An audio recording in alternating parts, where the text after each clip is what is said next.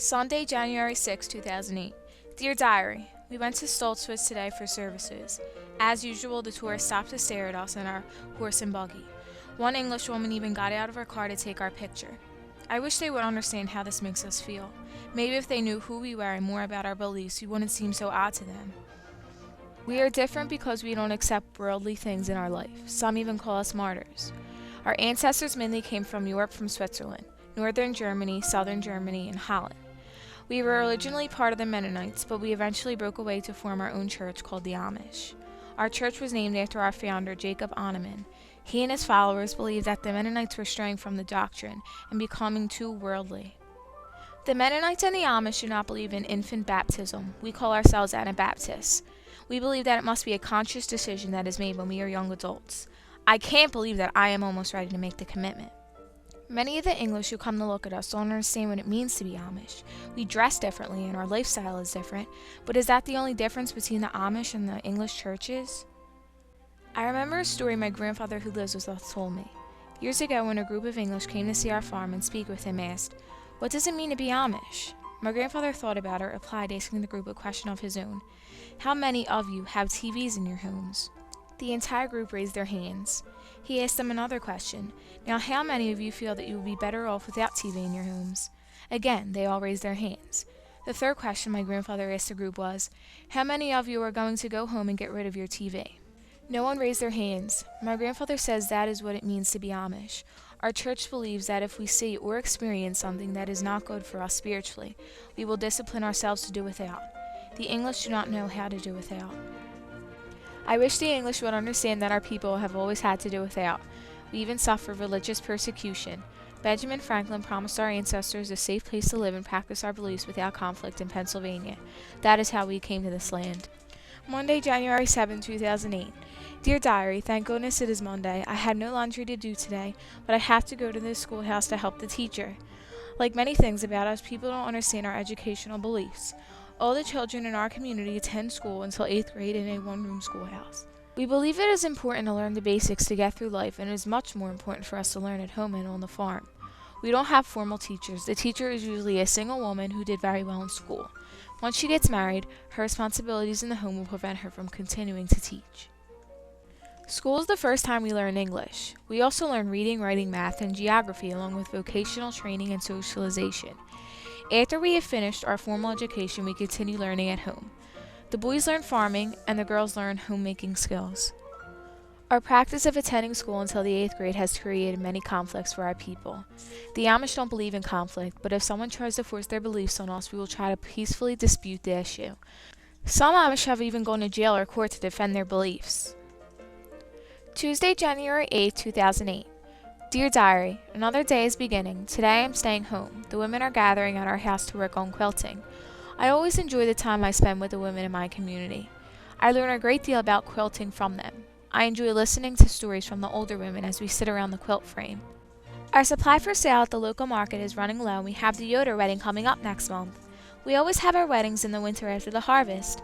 Leftover fabric from our clothing is usually used to make our quilts. It is important for us not to waste anything. The English love our quilts and even consider them to be works of art. We never consider them as such as that would make us self-indulgent and really under our beliefs. I hope the topic of Rumspringa doesn't come up today. The elders always talk to me about this coming-of-age ritual. On my next birthday on February 4th, I will be 16 years old. During Rumspringa, we are allowed to live outside the bounds of our faith. We are allowed to experiment with alcohol, wear any type of clothing, use a telephone, and attend parties. I could even move to the city for a bit if I want. Not many of us do that.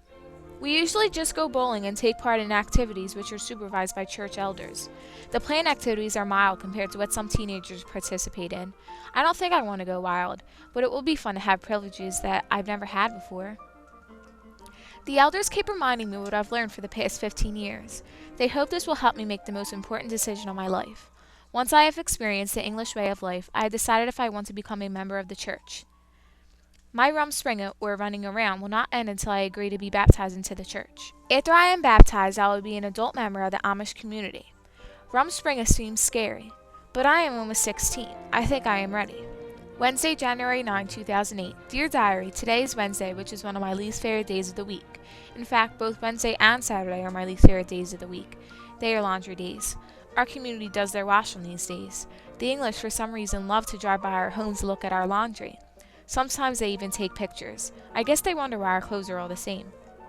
The way we dress is symbolic of our faith. We want to remain humble and separate from the world. We make our clothing at home and use plain dark fabrics.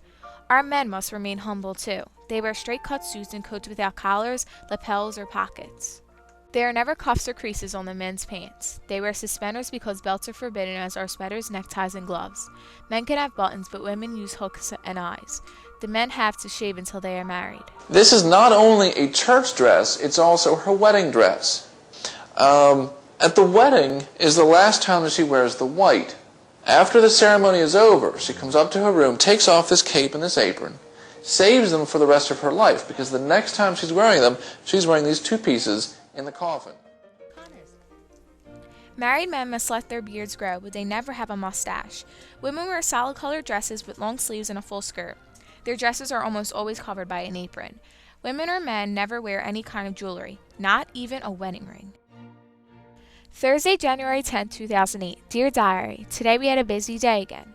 As usual, I had to wake and do my chores. I had to milk the cows and feed the calves and heifers. After I finished the milking, I had to wash the milkers in the dumping station. My brother Jacob feeds the cows. I have to finish before 6:30 because I have to help get my brother and sister ready for school. If I don't go to help out at the school, I usually eat breakfast. My brothers, I have 6 of them, and my father usually start working on the fields. My cousins usually come to help too. Members of the Amish community help each other. We try to be a self-sufficient community. We pay federal, state, and local taxes, but we don't pay into unemployment, Social Security, or Medicare. We believe that paying Social Security is like having an insurance premium for the elderly. This would mean that we don't take care of our own. I couldn't imagine not having my grandparents living with us. It wasn't always easy for the Amish regarding the federal government and taxes. It took almost 10 years for the Internal Revenue Service to stop trying to get the Amish to pay into Social Security. The government even took horses from an Amish farmer in 1961. I've heard that the government is trying to make our members pay Social Security tax on money they earn selling their crafts. I guess we will always have conflict in our life, so we will always passively fight for our beliefs, which we cannot compromise.